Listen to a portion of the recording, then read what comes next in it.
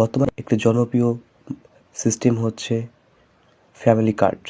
এই family card প্রায় প্রতিটি পরিবারে একটি করে দেওয়া হবে। এটা বাংলাদেশে কিছু কিছু অঞ্চলে চালু হবে, আগামী কিছুদিনের মধ্যেই চালু হবে। এবং এটা কিভাবে আপনারা আবেদন করবেন সেটার সম্পূর্ণ প্রসেসটা আপনাদের আজ দেখাবো। এর জন্য ডাইরেক্টলি আপনারা একটা ব্রাউজার সিলেক্ট করবেন। এই ব্রাউজারে আপনারা লিখে সার্চ করবেন টিসিবি। লিখে সার্চ করার পর আপনার সার্চ বারে একটা ওয়েবসাইট দেখতে পারবেন, trading corporation of Bangladesh TCB. এইখানে ক্লিক করবেন।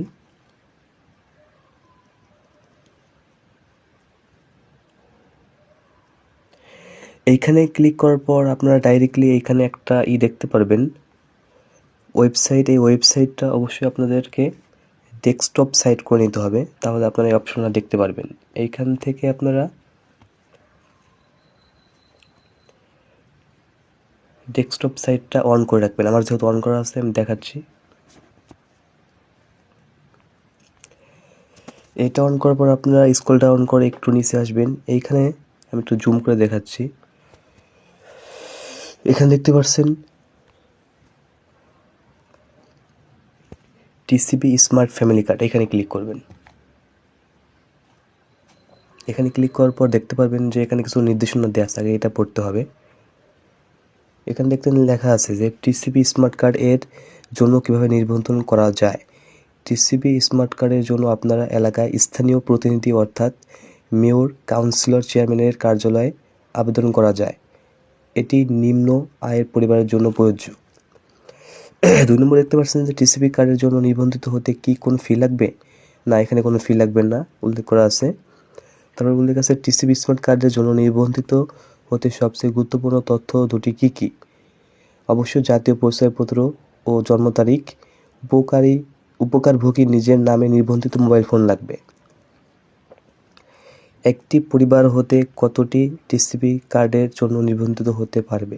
একটি পরিবারের জন্য একটি লাগবে, শুধু একটি। স্মার্ট টিসিবি কার্ড সংগ্রহ কোথায় থেকে সংগ্রহ করা যাবে? টিসিবি স্মার্ট কার্ড ডেলিভারির জন্য প্রস্তুত হলে কার্ডের জন্য নিবন্ধন করার সময় প্রদত্ত মোবাইল নাম্বারের মাধ্যমে কার্ডের বিতরণের স্থান, তারিখ এবং কোড তারিখ জানিয়ে দেওয়া হবে। অর্থাৎ এই তথ্যের মাধ্যমে বোঝা যাচ্ছে যে বর্তমানে আপনি অনলাইনে কোনো কিছু করতে পারবেন না। জাস্ট এটা আপনি যদি এখন সংগ্রহ করতে চান তাহলে আপনার নিকটস্থ ইউনিয়ন পরিষদের যে চেয়ারম্যান আছে ওইখানে গিয়ে আবেদন করতে হবে। আর বর্তমান এটা সব উপজেলার জন্য প্রয়োজন হয়। এটা আপনার চালু হয়েছে। দেখতে পাচ্ছেন যে কালের কণ্ঠ একটা এসে পত্রিকায় প্রকাশিত হয়েছে যে বর্তমান এটা আপনার কোরাইল বস্তি, পাংশা, চট্টগ্রাম, পতেঙ্গা, বাঞ্ছারামপুর, লামা, খালিশপুর, চরফ্যাশন, দিরাই, ভৈরব, বগুড়া সদর, লালপুর, ঠাকুরগাঁও ও নবাবগঞ্জে চালু আছে। এটা যখন আপনাদের অনলাইনে সমস্ত জায়গায় চালু হবে তখন আপনাদেরকে আমি ভিডিও করে দেখিয়ে দেবো কীভাবে আপনারা নিজে নিজে আবেদন করবেন। এই জন্য অবশ্যই পরের ভিডিওর জন্য অপেক্ষা করবেন। এই পর্যন্ত ধন্যবাদ। আল্লাহ হাফিজ। আসসালামু আলাইকুম।